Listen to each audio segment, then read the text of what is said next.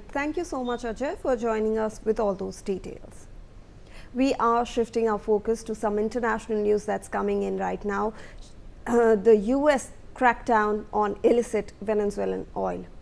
Through Operation Southern Spear, the Department of War, in support of the Department of Homeland Security, apprehended Motor Vessel Sagitta, operating in defiance of US President Donald Trump's established quarantine of sanctioned vessels in the Caribbean.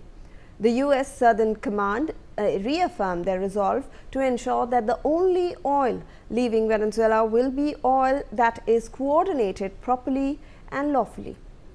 Joining us live on the broadcast is my colleague Brian Thomas with more on this. Brian, we are learning that another vessel has now been seized by the US authorities, and in fact they're stating that this was in defiance of US President Donald Trump's embargo that has been put in place for vessels in the Caribbean.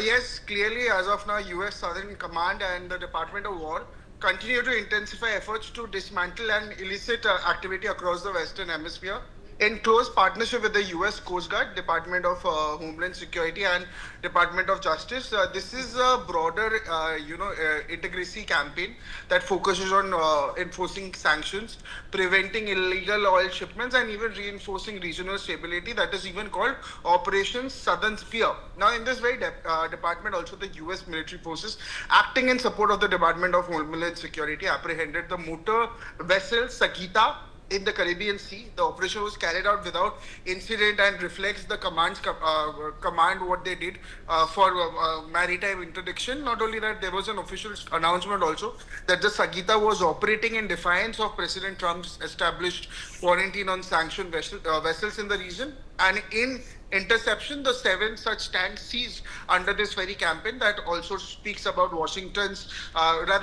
has been ensuring that any of these oil leaving Venezuela does so only through coordinated and their channels, and even as the US Southern Commands continue to project force and even cooperation through the Caribbean and broader Western Hemisphere, officials have also reaffirmed that the security of the American people and regional stability remains paramount, that even stated by their very official statement. Yes.